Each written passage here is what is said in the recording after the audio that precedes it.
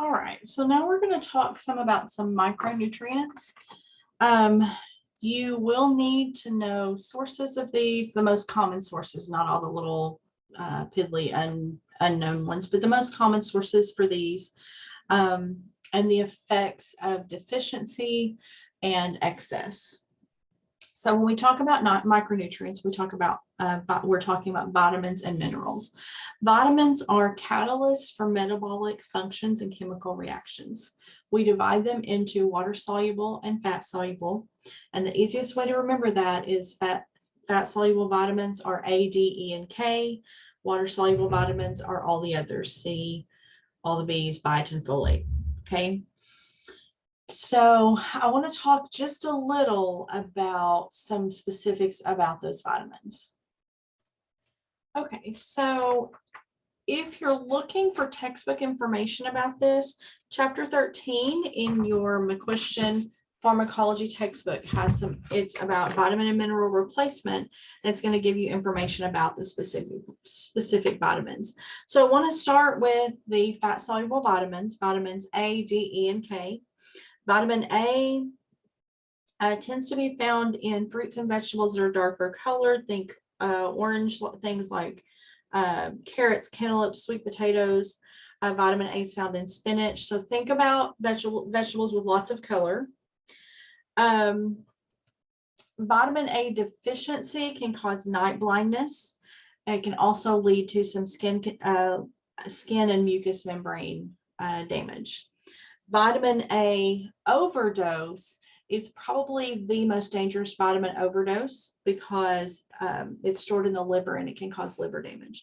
So we want to make sure that patients are not taking excessive vitamin A. Okay. Vitamin D plays a role in regulating calcium and phosphorus metabolism. We need vitamin D to be able to use calcium to build bone. So vitamin D deficiency is rickets. If children are vitamin D deficient, they actually grow up with malformed bones because they're not able to adequately build bone. Some food sources, milk and cereal are often fortified with vitamin D, but eggs, fatty fish, and liver contain vitamin D. Okay.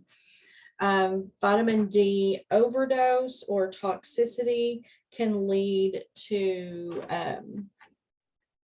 calcium imbalances. It can lead to hypercalcemia, which is you're going to have too much calcium in the bloodstream. Anorexia, nausea, vomiting can also happen. So think about the vitamins that are stored in fat. You continue to build up a level, and you continue to have side effects from those if that level becomes excessive. Vitamin E is found in whole grain cereals, wheat germ, sunflower seeds, milk, eggs, meat, avocados, asparagus, broccoli, spinach, vegetable oil. So a lot of sources of vitamin E.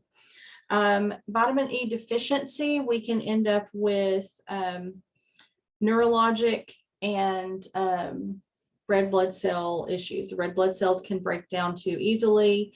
We can have peripheral neuropathy, and we can have immune deficiency.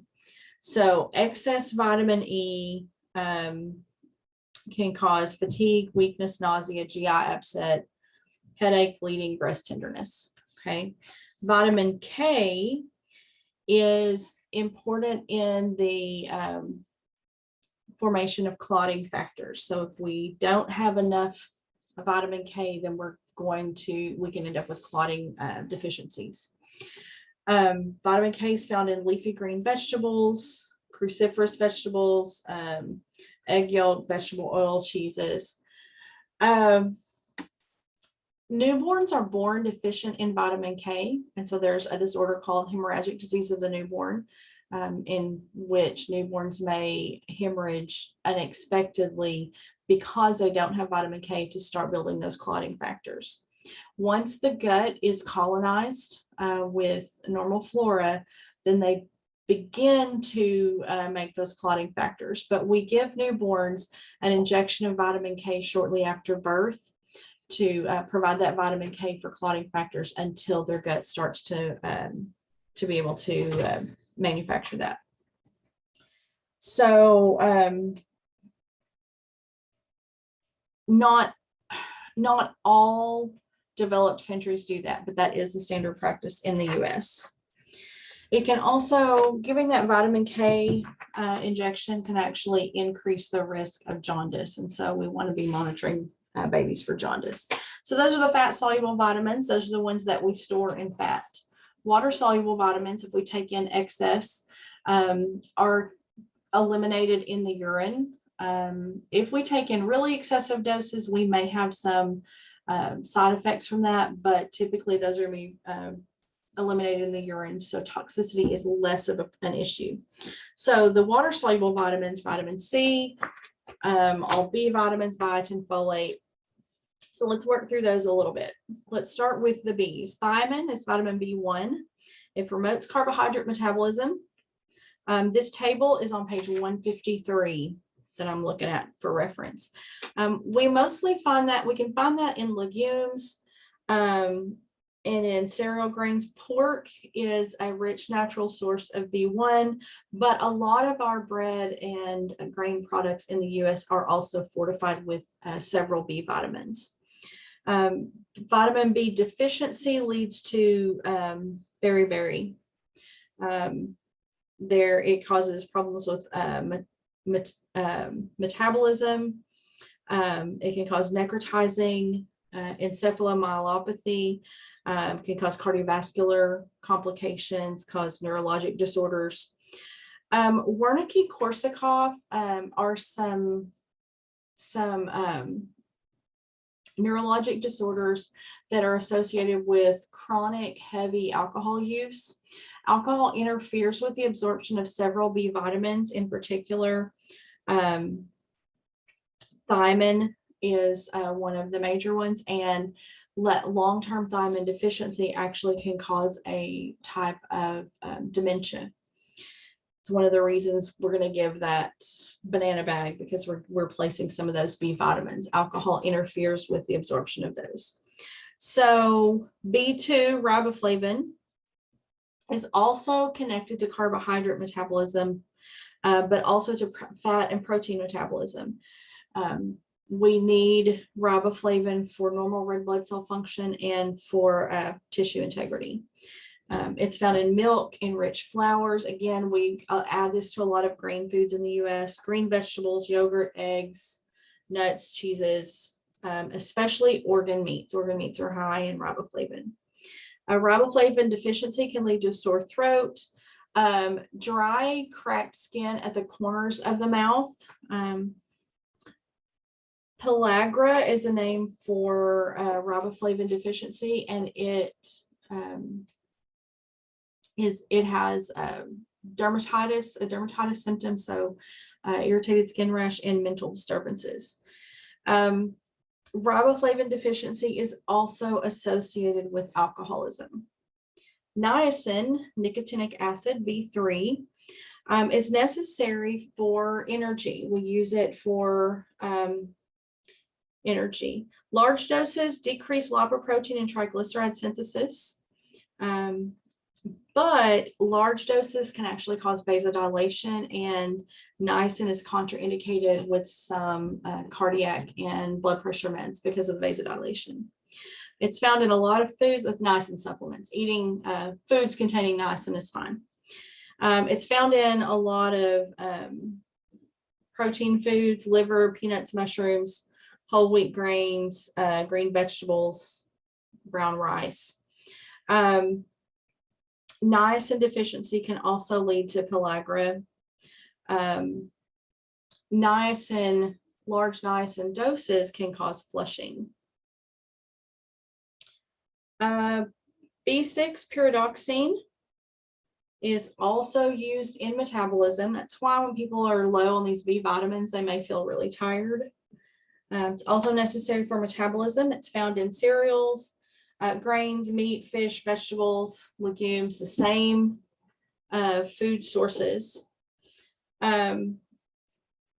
Deficiency can cause, again, neurological issues, seizures, and skin issues, seborrheic dermatitis, anemia, depression, confusion, also associated with alcoholism. So we can have low B vitamins. Anyone who drinks heavily, we need to be looking at the B vitamins. B12, that is a typo in the notes. It says 13. It's actually B12. There's not a 13. Cobalamin is water soluble. It helps in the formation of red blood cells, also helps with nervous system function. It is found in liver, kidneys, fish, dairy products, eggs, chicken, and meat. Low levels can cause gastrointestinal complications, poor growth, neurologic damage.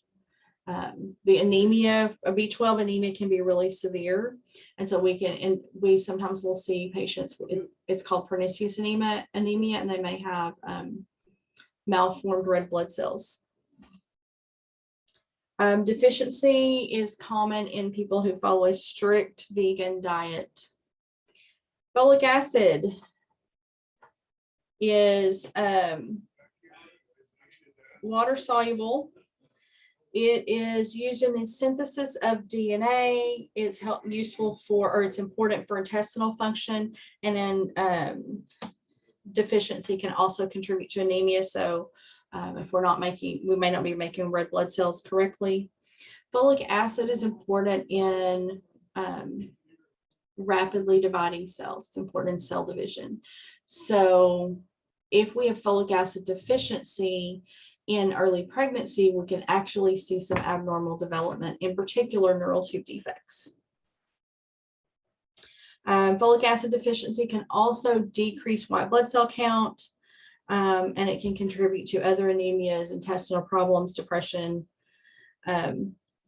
Some of these vitamin deficiencies may actually contribute to alcoholism. Leafy green vegetables, yellow fruits, yeast, organ meats, black-eyed peas, lentils, those are things that have folic acid. Vitamin B5 is pantothenic acid. It is important in carbohydrate metabolism, fatty acid synthesis, and formation of hormones. It's in beans, peas, lentils, organ meats. Sorry, not organ meats, lean meat, and fish. Some of them are in organ meats. This is more lean meats and fish. This is a vitamin that we rarely see deficiency in, and it's hard because it's in so many foods, and so it's hard to determine what the symptoms of deficiency are, because if we have a deficiency in this B vitamin, we're also going to be deficient in others. Biotin is important in metabolism and synthesis of fats, carbohydrates, amino acids. So it's metabolizing those macronutrients for energy formation. It's found in eggs, milk, liver, kidney, nuts, soy, and oats. Natural deficiency is also very uncommon. Vitamin C, we're done with the B's. Vitamin C, we know this one is ascorbic acid. Deficiency in ascorbic acid leads to scurvy.